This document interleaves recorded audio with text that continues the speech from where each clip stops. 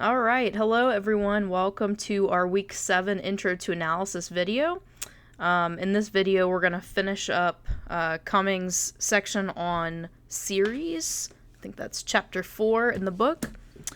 So we're going to talk about the various convergence tests, and we're also going to talk about absolute versus conditional convergence. And we're going to prove some theorems that you guys used in Calculus 2 using our analysis techniques. Okay, so let's just do a recap of what we looked at last time. So last time we gave a definition for convergence of an infinite series.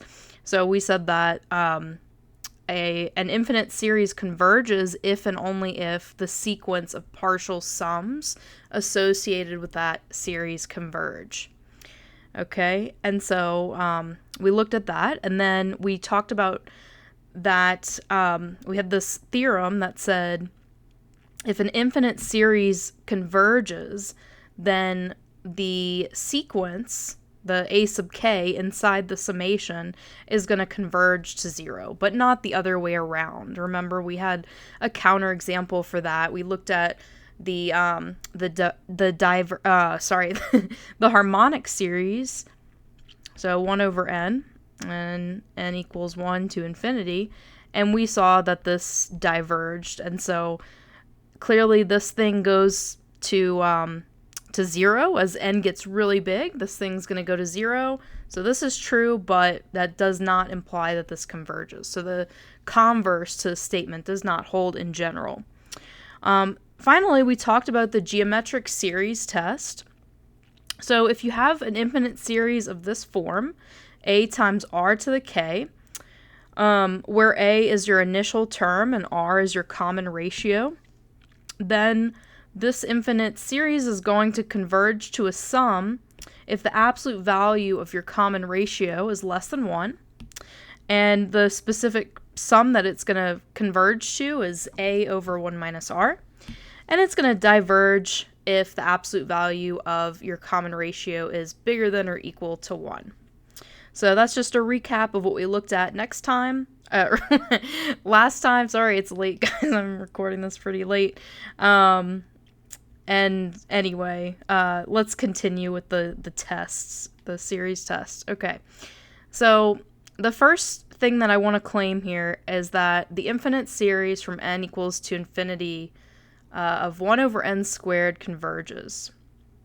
And, this might be, I'm sure you guys have seen this in one of your calculus classes, but the point that we're going to really hammer on later is that if this exponent is larger than 1, the thing's always going to converge. But if it's equal to 1, as we saw before with the harmonic series, it's going to diverge. Okay, so how can we prove that this thing converges? So here's the idea. So the idea is to show this thing converges, we're going to show that the sequence of partial sums associated to it converges. Use sequence of partial sums to show convergence. And what we're going to end up doing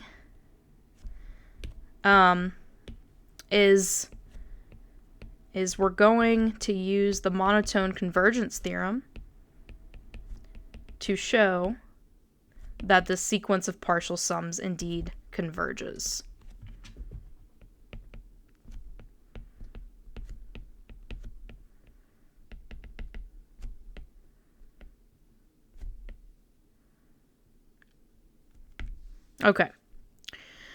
Okay, so for monotone convergence theorem, remember we need two things. We need monotone, so either monotone increasing or decreasing, and we also need to show that it's bounded, okay, that the sequence of partial sums is bounded. So let's see. Note that if sub n is equal to the sequence of partial sums associated to our series, then we have the following. We have first term is going to be 1, right? We just plug in n equals 1. Second term, we do 1 plus the next, plug in 2. 2 squared is 4, so 1 plus 1 over 4 is s sub 2, and so forth. So this is going to be 1 plus a fourth plus a ninth. And notice that each of our terms in our partial sums are always going to be positive, right? This 1 over n squared is going to be positive for all n. And so the idea here is that if you look from one term to the next, it's always going to be increasing because we're always adding just a little bit more from the next one on. Okay, and so the idea here is that our partial sums are monotonically increasing, right? Just because from s sub 1 to s sub 2, you get something a little bit bigger, and then to s sub 3, you get something a little bit bigger, etc. So that's cool. Now all we need is the boundedness, and we can deduce by MCT that the series converges. Okay, so for boundedness, let's check out this little trick.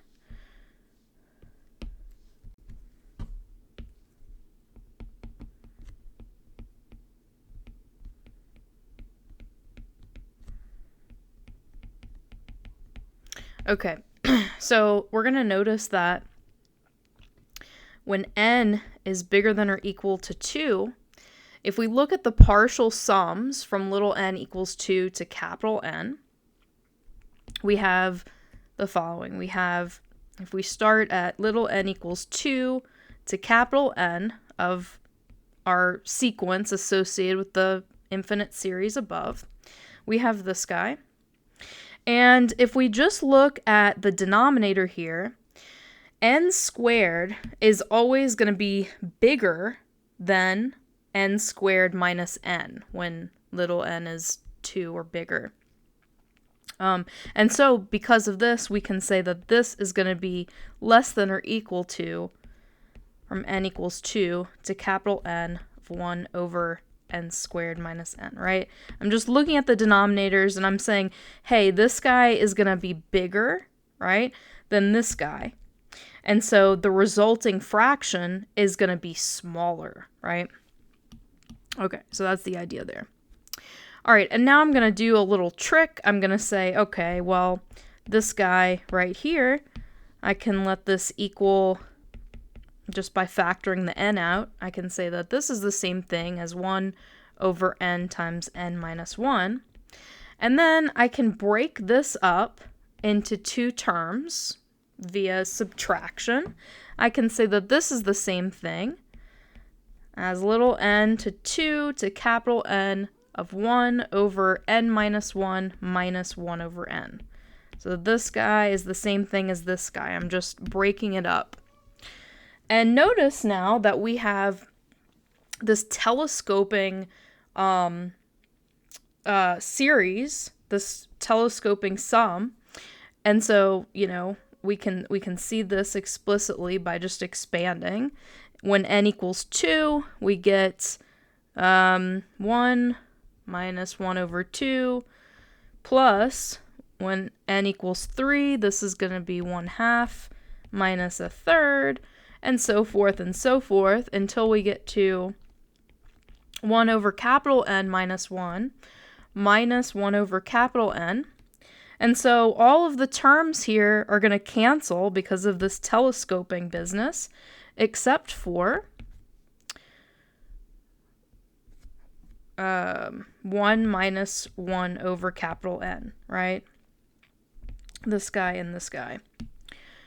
Okay, and so this was, again, this was the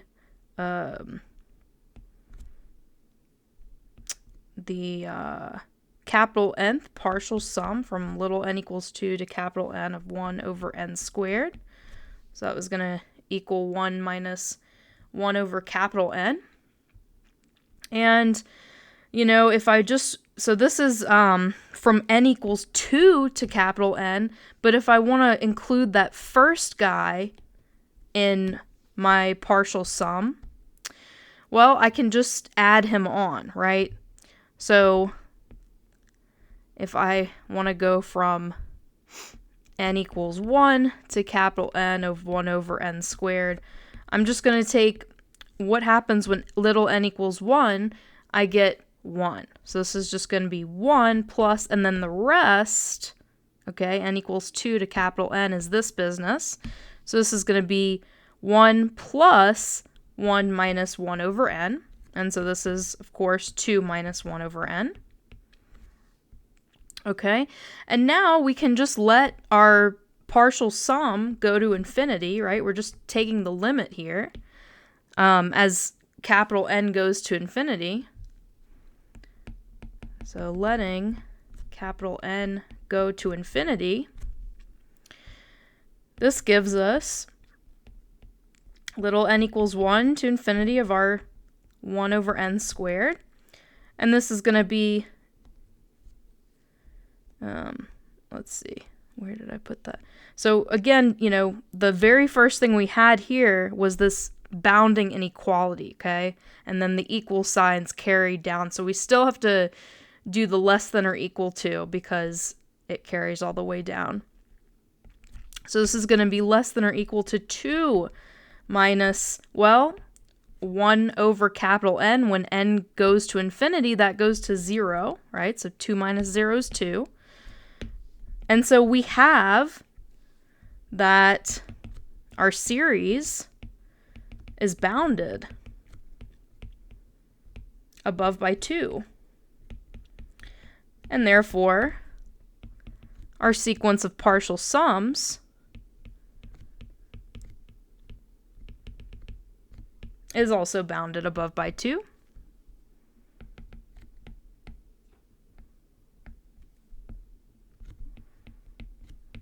Okay, so we have boundedness, right? We just showed boundedness here.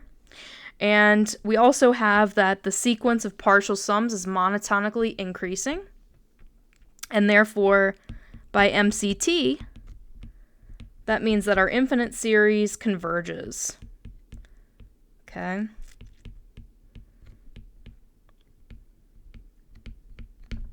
Okay. All right, so let's review a theorem that you learned in Calculus 2. Okay, it's called the comparison test. All right, and so this is what it says. So if you are examining two different series and you're looking at the sequence, the kth term in the sequence of each of these series, if you have that a sub k is between 0 and b sub k for all k, then the following hold true. The first one says that if your infinite series with b sub k converges, then this means the infinite series of a sub k converges, okay? Because b sub k is always going to be at least as large as a sub k, and so it makes sense that if this larger thing converges, then the thing under it is also going to converge. Okay, and so similarly for part 2, we have that if the smaller thing, this infinite series of a sub k from k equals 1 to infinity, if this diverges, then the thing above it is also going to diverge. Okay, so that's what the comparison tests say, and we can kind of just take a look at these examples here that I have. And so here is going to be, let's see. Yeah, okay, so this is like our b sub k, or our b sub n in this case, because our variable is n here. And then this is going to be our a sub n, right? Because this guy, 1 over n squared for every n, is going to be bigger than 1 over n squared plus 1, right? For each n, that's going to be true. And so if you look at the partial sums, we get that the partial sums of 1 over n squared are always going to be above the partial sums of 1 over n squared plus 1. And we know for sure from the previous slide that this guy converges, right? And it's above this guy. So the point here is that if this guy converges, then this guy certainly converges. So we can write it here. We can say that 1 over n squared converges, and this implies that the one that's smaller, that's below it, this a sub n, is also going to converge.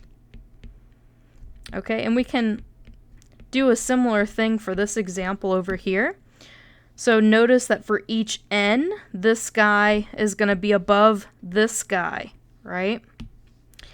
And so here we're thinking of this guy as our, or the whole thing rather, as our b sub n. So this thing that's above a sub n for each n is going to be this guy right here. And so this is a sub n, and we know that the harmonic series, the infinite series from 1 to infinity of 1 over n diverges. Okay, so since this thing is below for each n, this guy diverges, and this implies that this guy on top diverges. Okay, so that's the comparison test. So let's go ahead and prove the comparison test. So we're going to start off with our assumption. We're going to assume that we have a sub k between 0 and b sub k for all k. And so we're going to show 1. We'll show 1, which says that if the infinite series with b sub k converges, then this implies that the infinite series with a sub k also converges. Alright, so we're going to start with our assumption. So we are assuming the hypothesis that a sub k is between 0 and b sub k for all k. And we're also going to assume that this guy converges.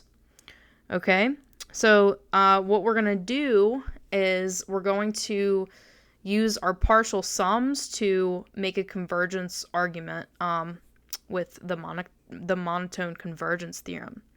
Okay, so here's what we're going to do. We're going to let S sub n be the sequence of partial sums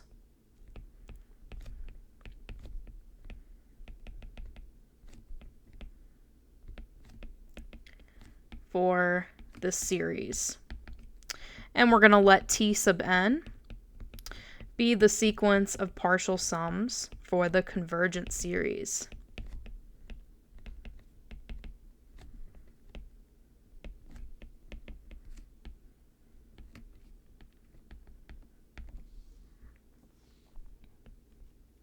Okay, so by hypothesis, so again, we're assuming this guy right here, and we're assuming this guy right here.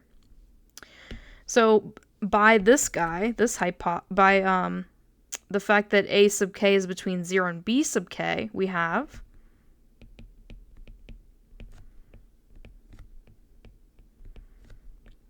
a sub 1 is less than or equal to a sub 2. Sorry, a sub 1 is less than or equal to b sub 1, a sub 2 is less than or equal to b sub 2, and so forth and so forth. A sub n is less than or equal to b sub n. Okay, and if we look at all of these inequalities, we can certainly add them together because their signs are all pointing in the same direction, and we're not multiplying by negatives or anything. So if we add the inequalities, we get that a1 plus a2 plus dot dot dot plus an, which is equal to the nth partial sum, right? This is going to be less than or equal to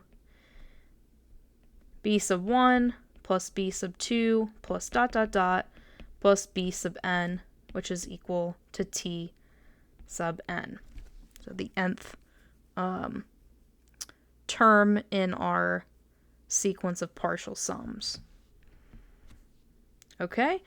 And so therefore, we have s sub n is going to be less than or equal to t sub n.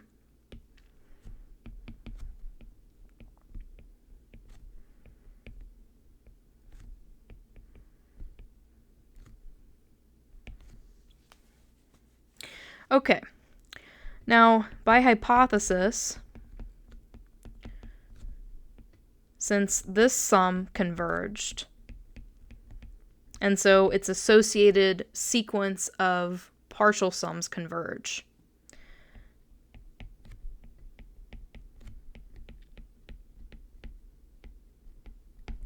Now, by hypothesis, each of these guys in the sequence is going to be bigger than or equal to 0.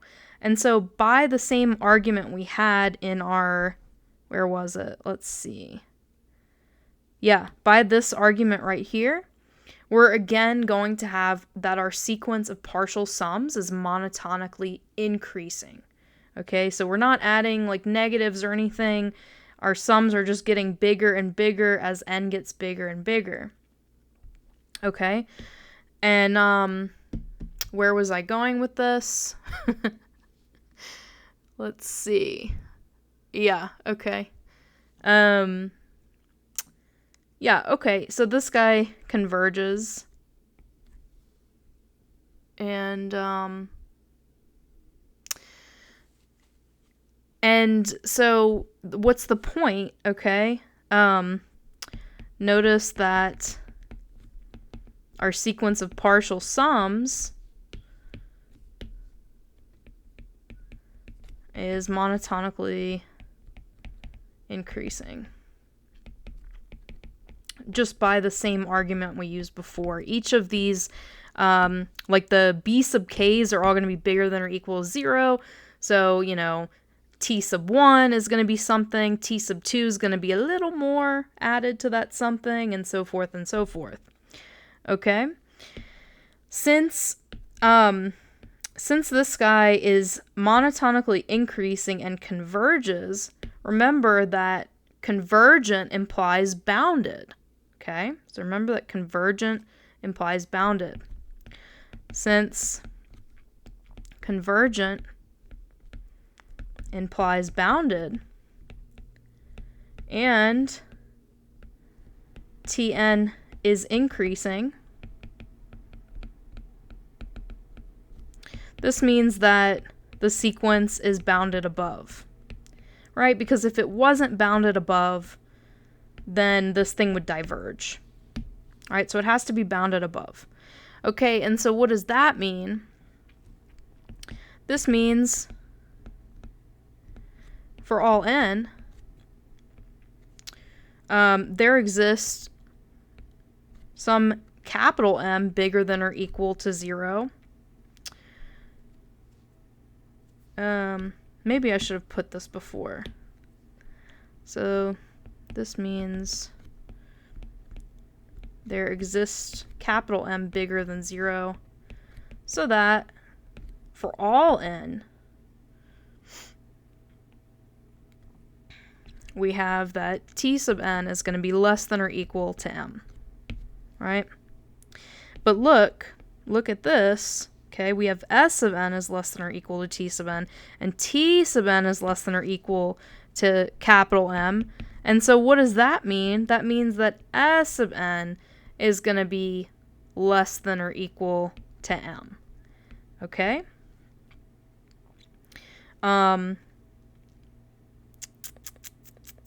Yeah, and so therefore our sequence of partial sums for the a sub k's is bounded.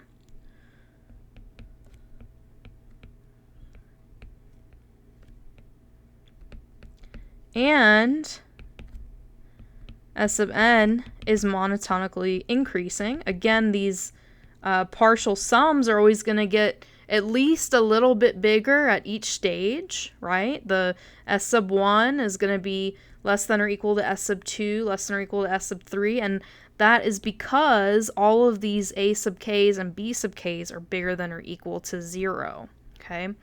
So, therefore, the sequence of partial sums is monotonically, I can't spell. Let's just abbreviate because that's what we do when we can't spell. That's what I do at least. Yeah, okay, so maybe I should have just put and here. And so what does that mean? Well, by the monotone convergence theorem, we have a sequence that's bounded and it's monotone increasing, and so by monotone convergence, this thing has to converge. By MCT, the sequence of partial sums converges, and we know by definition of convergent infinite series that if the sequence of the partial sums converges, then so does the series. Okay, so that means that AK converges. And we are done. Done. Okay. So, let's talk about something, kind of an important concept here that is, I don't know, I think it's kind of cool. Cummings writes it as a note in his book. I don't know if it deserves to be more than a note, but I don't know, it seems pretty significant. So maybe put some stars by it, this note. I like this note. And so here's what it says. It says that if you have a sequence or a series and you change finitely many terms in the sequence or series, it's not going to affect whether or not said sequence or series converges.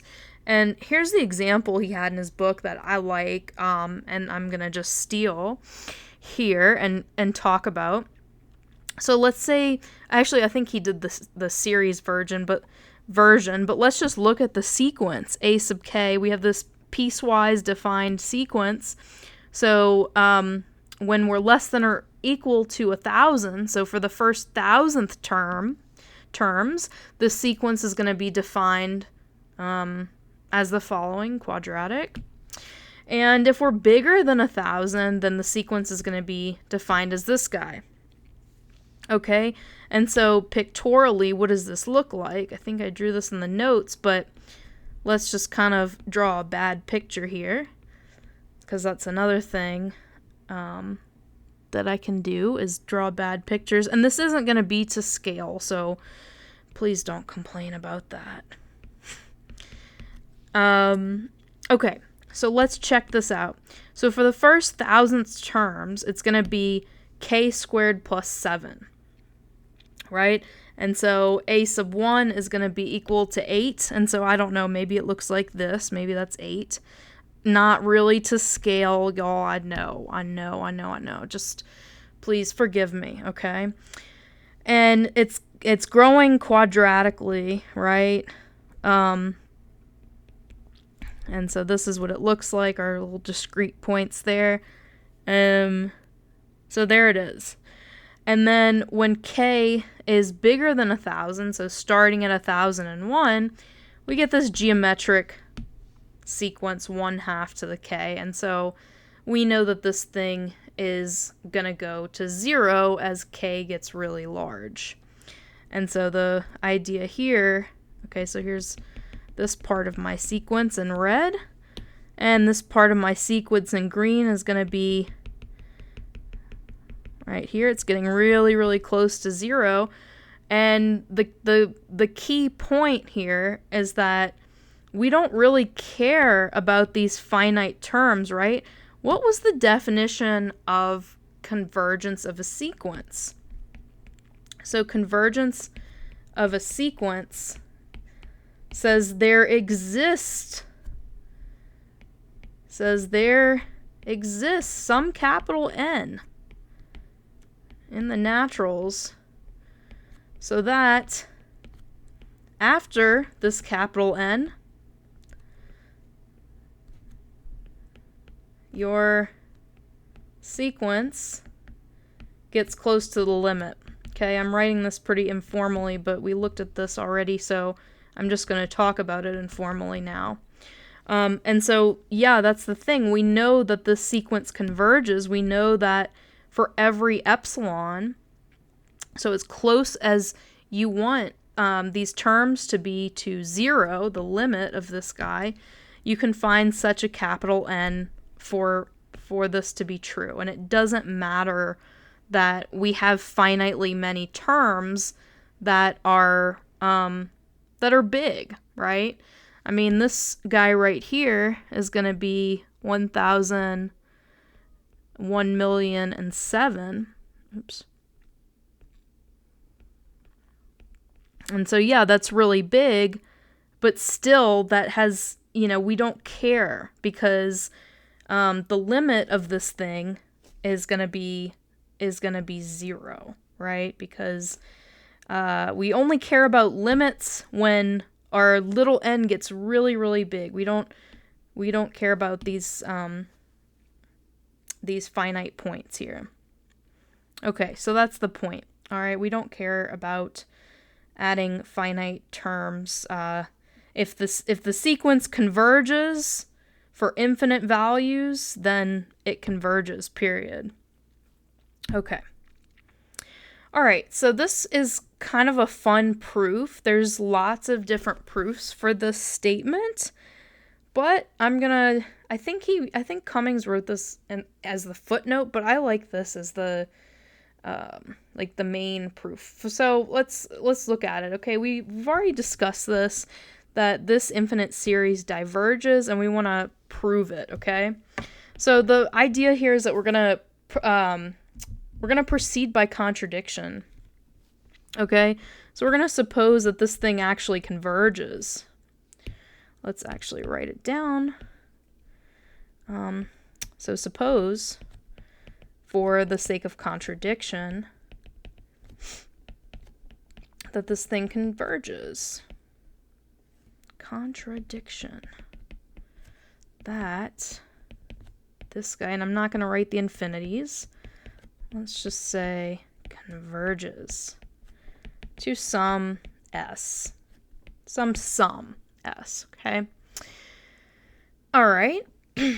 And so that means that we have our sum.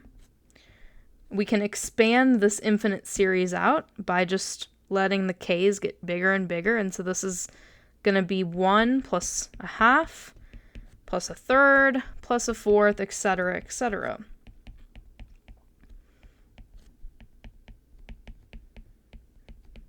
Okay. All right, and so far so good. We have this infinite sum, and it's gonna actually end up being a number, is what we're supposing. Some number s, and we can use the property of associativity in fields, right? We're looking at the real numbers. We can use associativity to group these things. So this is 1 plus a half plus blah blah blah blah blah blah blah blah blah blah blah blah. Let's just write it all out. All right, and here comes the the tricky part, okay? I love this proof. I don't know why. It just makes me happy. It makes me angry, but it makes me happy at the same time. I don't know if you guys have experienced that with math, but that's how this makes me feel. And so the idea here is that we're going to say that this is greater than something, right? Well, what can we say that it's greater than? Well, notice that 1 is bigger than a half, right? A third is bigger than a fourth. A fifth is bigger than a sixth, and so forth and so forth. And so we can say that this is greater than 1, right? Just using this. This is, well, let's actually write it like this. greater than a half plus a half, right? If 1 is certainly greater than a half, right? So that's true. Plus a fourth plus a fourth, that's certainly greater than that.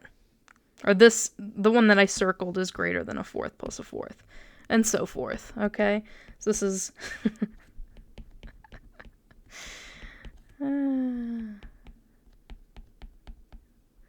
okay. So look at what we've just done, okay? we've just written the series again. So this is going to be equal to 1, right? A half plus a half. Plus, this is a half. This is a third, and so forth. Uh-oh. Okay, so what is this equal to? This is our original sum, right? That's this guy. Okay, and so we have that S is greater than S, which is a contradiction, right? By the well ordering of the real numbers. Yeah. So, contradiction. And therefore, the harmonic series diverges.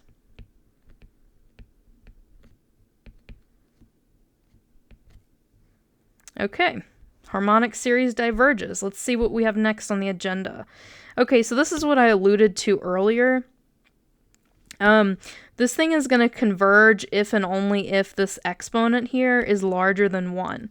So we already saw that in the case of the harmonic series, when p was equal to 1, this thing was going to diverge. Same thing. Yeah, okay. So, yeah, okay. Now, I don't, yeah, I'm not going to prove this, but I do believe that your book gives a proof. So if you want to, there's no, I don't think there's any like analysis tricks here. So you may have already seen this proof, but anyway, we're going to go ahead and skip it.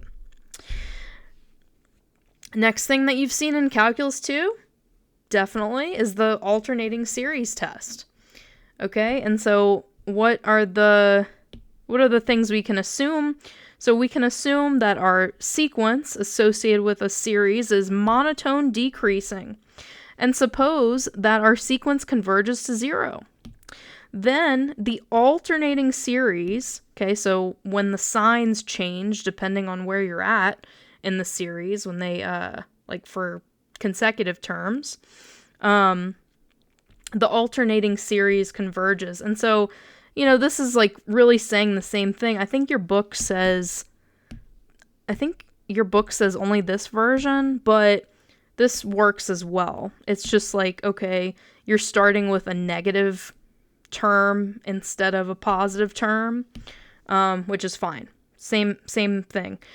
Okay, so just to remind ourselves what this looks like, I have 2 examples right here. So let's take a look at these guys. Notice that I can write this infinite series as, I can just, you know, factor out the -1 to the k plus 1. And this is going to be times 1 over k. And so this is acting like our sequence, our a sub k. And so notice that when k gets large, like as k gets bigger and bigger, this thing is monotone decreasing, right? This thing's getting smaller and smaller as k gets larger. And also, it goes to 0, right? 1 over k, when k gets large, goes to 0. And so the alternating series test applies. It says that if we have either of these options, this thing is going to converge, right?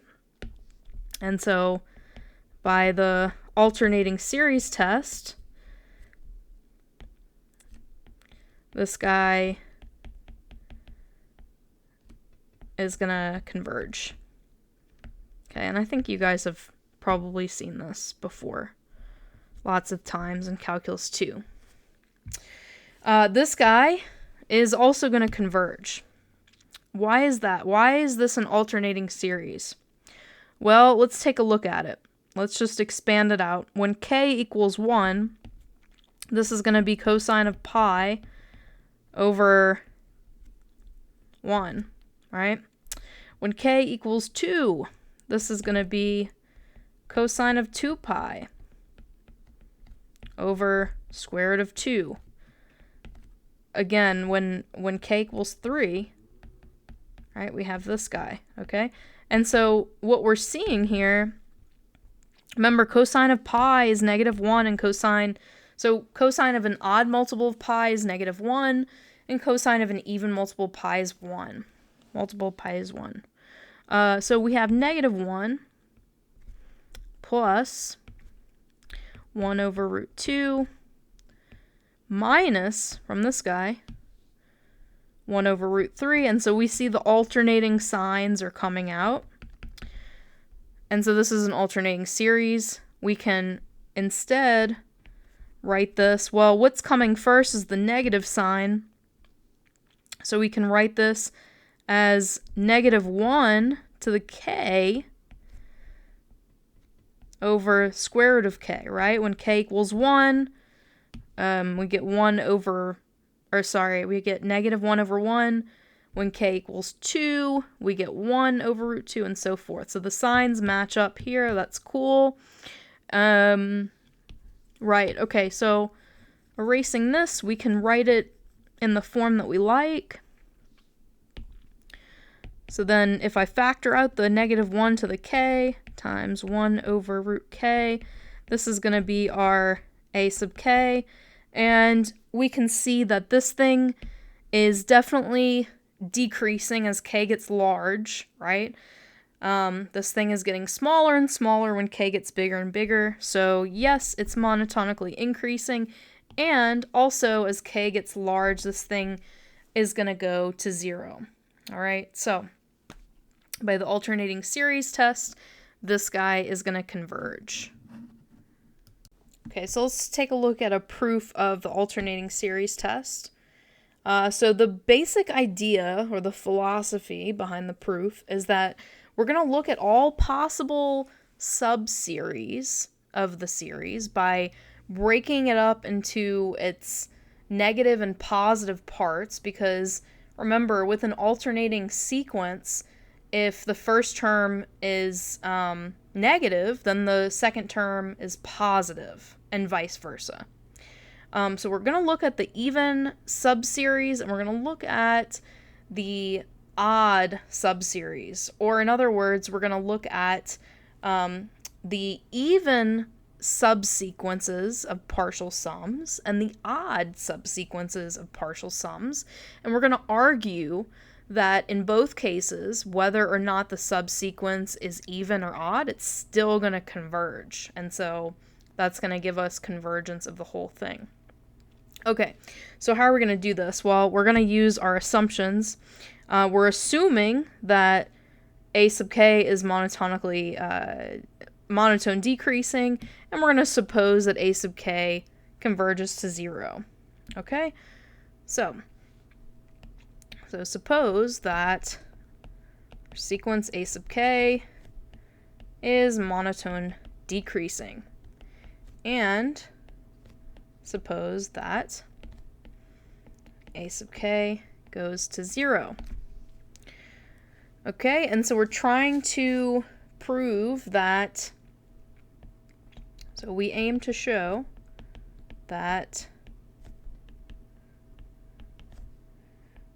our infinite series from k equals 1, -1 to k plus 1 to ak converges.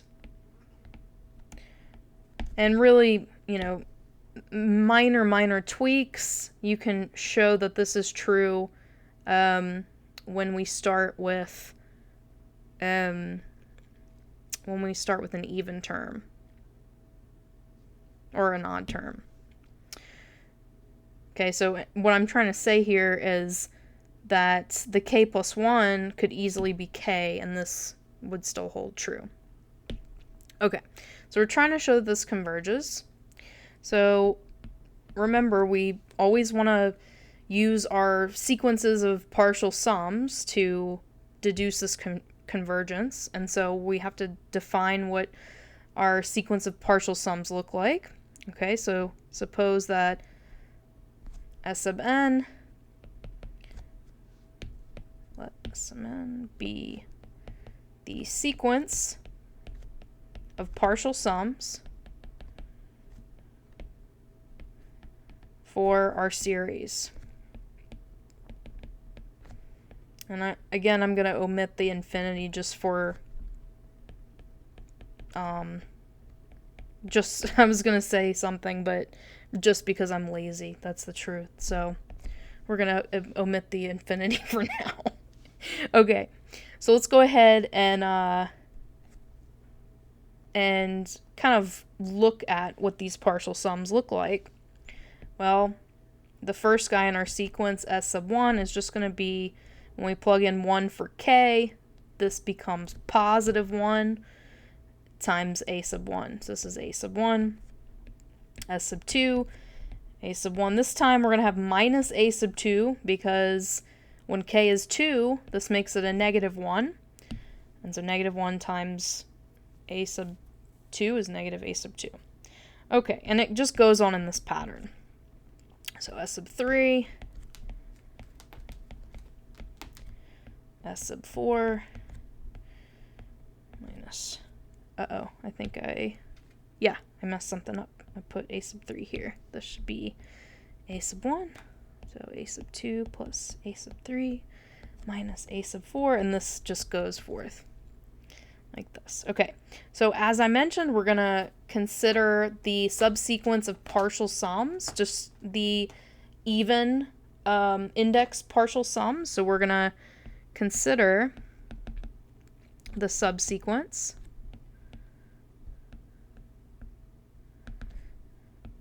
sub 2n. Okay, so we're just looking at the even guys, right? So this is when n is 1, we get S sub 2. When n is 2, we get S sub 4, and so forth and so forth. So what is this going to be? This is going to be a1 minus a2. Okay, the sequence, and then we're going to have a1 minus a2 plus a3 minus a4. I'm writing this in sequence. I'm writing this as a sequence, but it really shouldn't be. It should be that, comma, this, comma, and so forth and so forth.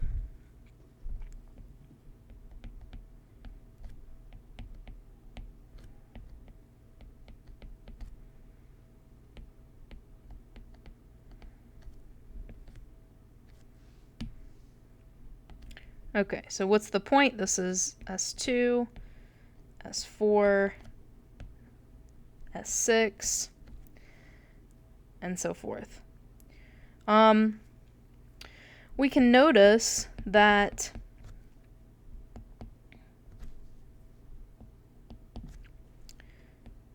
S sub 2n, the sequence, is monotone increasing. Monotone increasing. Why? Why is this monotone increasing? Well, if we look at the first guy and compare it to the second guy, we're adding on this guy, right? And this guy is positive, okay? How do we know that? How do we know that the next guy is going to be a little bit more? Well, because of our assumption. Our assumption tells us that... Oh, shoot. Okay, yeah, sorry. Here it is. So our assumption tells us that the sequence is monotone decreasing, which means that a sub k is going to be bigger than or equal to a sub k plus 1. And this implies that a sub k minus a sub k plus 1 is going to be bigger than or equal to 0, just doing the subtraction, right? And so that's how we're getting that this guy is bigger than or equal to 0. And if I add just a little bit more of something bigger than or equal to 0, that is going to give us our monotone increasing sequence. So yeah, hopefully that made sense right there. But yeah, this thing is going to be monotone increasing. And also, it's bounded. Okay, so we're trying to show that this subsequence converges by MCT. And of course, the first part is MCT is show that it's monotone. The second part is show that it's bounded. So also, this guy is bounded. Why is that? Well, if we look at the 2nth term in our subsequence, we get this. We get that this is equal to, well, we're just adding up until the 2nth term. And so this is just going to be A1 minus A2 plus A3. The signs are just alternating. Plus dot dot dot. Plus A sub 2n minus 1. The odd terms get a plus, and the even terms get a minus. So this thing is going to end with minus A sub 2n. Okay, and then we can group these things so that we can play a trick on the signs and show that this thing is bounded. So how do we do that? Well, let's just keep the A sub 1 in the front. And so this is going to be, let's rewrite it with plus signs. This is going to be A sub 1 plus negative A2 plus A3. Just adding some plus signs in here to see what's going on.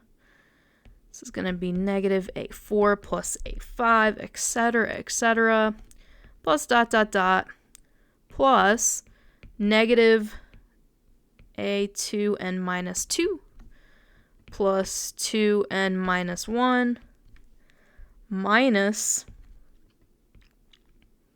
A sub 2n. Okay, and just by factoring out a minus sign from this previous guy up here, if I factor out a minus sign, this is going to give me A sub 1 minus, let's factor it out here, A sub 2 minus A sub 3 plus dot dot dot plus A sub 2n minus 2 blah blah blah minus A sub 2n minus 1 plus A sub 2n. And again, all I did from the previous line to this one is I factored out a negative. So that negative's going to distribute and give me this up here. Okay, and so the point here is, again, by the original assumption that this sequence is monotone decreasing, since we have A sub k minus A sub k plus 1 is bigger than or equal to 0, that means that this is bigger than or equal to 0. That means that this is bigger than or equal to 0, and this guy is bigger than or equal to 0, just by our assumption.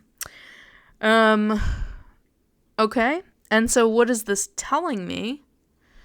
Well, this is telling me that our S sub 2n for each n,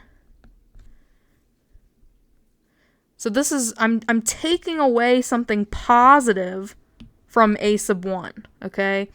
And so this is going to be less than or equal to A sub 1, right? A sub 2n equals all of this, and yeah, it's smaller than or equal to A sub 1. I mean, it could be equal to if all of these things are 0, but yeah. Okay, and that gives us bounded. Sweet. Therefore,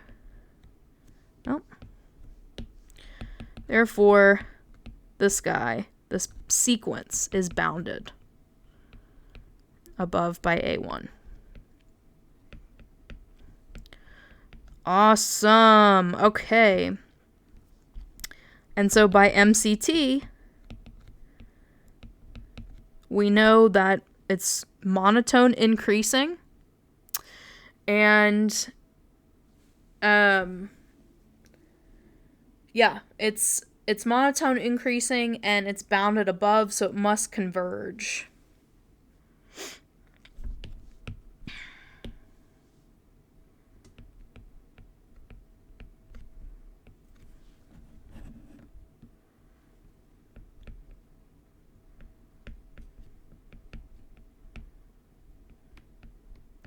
Okay, so that was the big piece here. And doing some similar trickery, we can show that the odd subsequences in my partial sum sequence also converge. Okay, and I'll just write that here. Same. Actually, maybe not same, but similar steps. Similar steps can be taken to show that this guy, the odd subsequence, converges.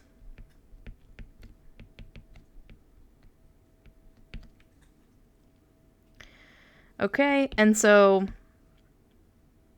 it turns out these guys converge to the same limit. It's not hard to show using limit laws, but we know, let's just write it out. We know from previous discussions that the limit as n goes to infinity, s sub 2n is equal to the limit as n goes to infinity of s sub 2 n plus 1. And so the point here is that these guys have the same limit. So L prime equals L. That's the point.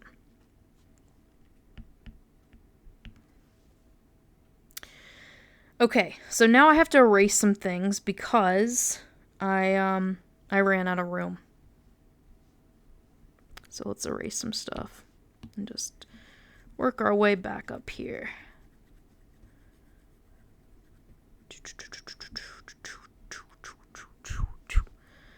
Okay, so what do we know? We know that looking at the partial sums, all of the looking at the sequence of even terms, that converges to a limit L. Looking at the sequence of odd terms, that converges to the same L. And so we can deduce then, since everything is covered, right, even and odd, that the entire sequence of partial sums also converges to L.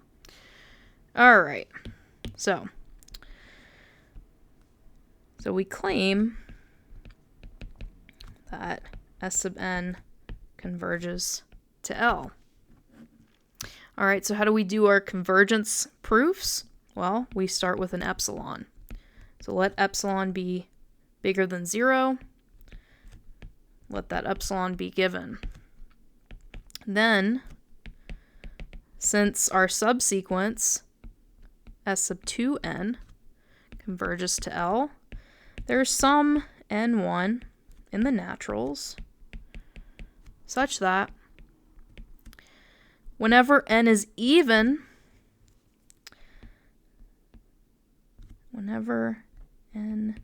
well, maybe we'll say it like this. How about whenever k is even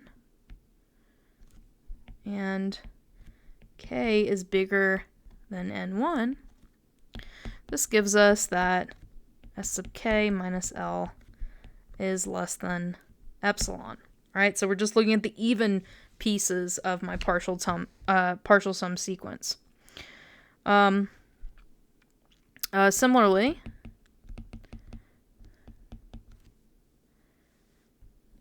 since the odd pieces converge to L, there's some n2 in the naturals such that whenever k is odd and k is larger than n2, it follows that S sub k minus L is going to be less than epsilon. So in either case, whether or not k is even or odd, this sequence is going to converge to L, right? Yeah, okay. So to formally say this, I guess we could say this is the scratch work. Let's maybe bubble this and say this is the scratch work. Let epsilon be given. Now we're going to choose capital N as the max of N1, N2. And that way, k bigger than n is going to imply both of these things are simultaneously true. Okay, so that's the max, and this is going to imply that k is bigger than n1, and k is bigger than n2. And so this implies that k minus L is going to be less than epsilon. And therefore, our sequence of partial sums converge, and hence our series, our alternating series, converges. Okay, so that is the proof of the alternating series test. Excellent. Let's move on here. Proposition 4.6, if we have an infinite series, absolute value of a sub k, if this converges, then the infinite series of a sub k without the absolute value bars also converges. And this isn't too hard to see. Well, I don't know, I shouldn't say that, but you know, it kind of makes sense intuitively because, like, you know that with the absolute value bars, this is always going to be bigger than this in a sense. So yeah, if it converges, then, you know, this is also going to converge. But let's talk it through. Let's do the proof. So we're going to suppose that this guy converges. And again, I'm dropping the infinity because I am lazy. Okay, so absolute value bars, what does that mean about the term inside? What does this mean? Then that guy is either going to be a sub k or negative, well, I should write like this. Depending on what the sign is on the inside, this is either going to be a sub k or negative a sub k. All right, just by properties of absolute value. Okay, so we have that a sub k certainly going to be smaller than or equal to absolute value of a sub k, right? This could be negative, but we know that this is certainly always 0 or larger than 0. Okay, and so what does this imply? This implies if we just, if we just look at, let's see, well, we know, what am I trying to say here? I don't know what I'm trying to say, but the point is that we can just add absolute value of a sub k to both sides of the inequality. And so this is going to be a sub k plus a sub k in absolute value bars less than or equal to just adding absolute a sub k to both sides.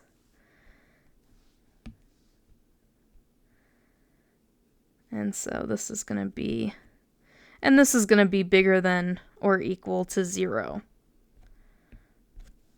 Right? Because if a sub k is negative and, so like yeah, so if this guy is negative and you're adding the absolute value of it, so if it's like -3 and you're adding the absolute value of -3, that's going to be 0, okay? Or it could be more than 0 if a sub k is positive. It's going to be, 2a sub k. Anyway, that's the point there. Okay, so what is this equal to? Well, we have 0 less than or equal to a sub k plus abs a sub k less than or equal to 2 of these guys. 2 a sub k. Okay, so I'm going to call this line star. Okay, I'm going to call this line star. Okay, so by our hypothesis, we have that this infinite sum of abs a sub k converges to some limit L. And so by the limit laws, by theorem 4.2,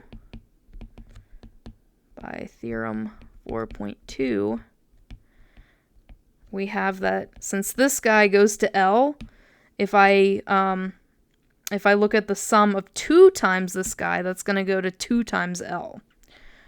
All right, so this is going to be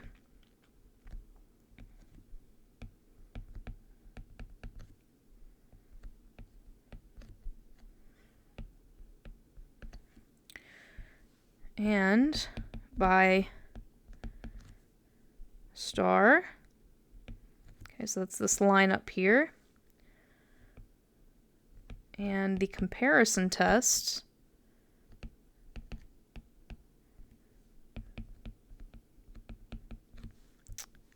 we know that this infinite sum a sub k plus abs a sub k converges, right? Because this guy converges. And again, the comparison test says, hey, this sequence right here is always going to be lower than this thing.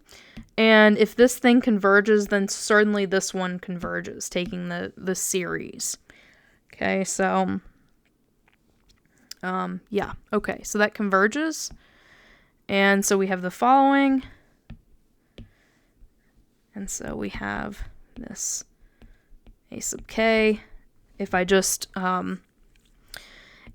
break up my sums in a sneaky kind of way, and I can do that because of the convergence and the limit laws, I can actually write this as a sub k plus abs a sub k minus abs a sub k, right? Because when I do this computation, I'm just going to get this guy. And again, this is okay because of the convergence of each of these pieces. Yeah, okay, so this guy converges. And this was the hypothesis that this guy converged. And so that tells us that if the difference, if we can write this as the difference of 2 things that converge, then the whole thing converges.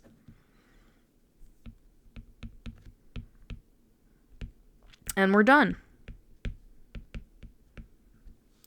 Okay, so this theorem is certainly true, this proposition, if absolute value of 8k converges, this thing converges, but the converse is not always true. We have some special definitions to consider this case. So if we have a series, an infinite series, and if we have that the absolute value converges, then we say that this series converges absolutely. If this guy converges but the absolute value does not, we say that it converges conditionally. So let's look at some examples of this. This guy is conditionally convergent, and to see that, we can look at the absolute value. So notice, if I instead look at the absolute value of this guy, well, this guy's just going to be 1, right? So this is going to be 1 over n, and we know that this diverges because it's the harmonic series. Okay, so this is conditionally convergent because the absolute value does not converge. This guy, sine of n over n squared from n equals 2 to infinity, is absolutely convergent. Okay, if we take the absolute value of that inner piece, we have, this is going to be sine of n over n squared. Now, we don't have to worry about the absolute value bars around n squared because n is always a natural number, so we can get rid of it. So this is going to be equal to apps sine n over n squared, sum.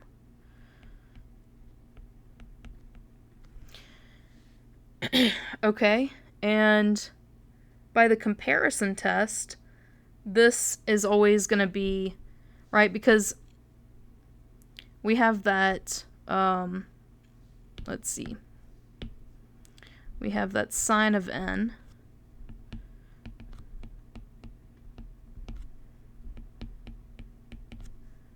we have that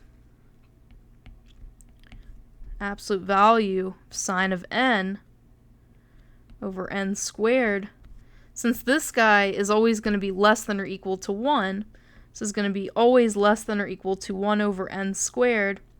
And this, similarly, is going to be bigger than or equal to 0 just because we have the absolute value bars on top. And so this is our setup for the comparison test.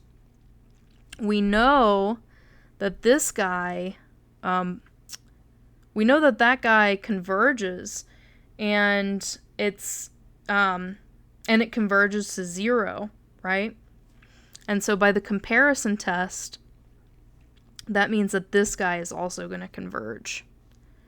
Okay, so therefore, so this is going to imply that our sine n over n squared is absolutely convergent since its absolute value converges.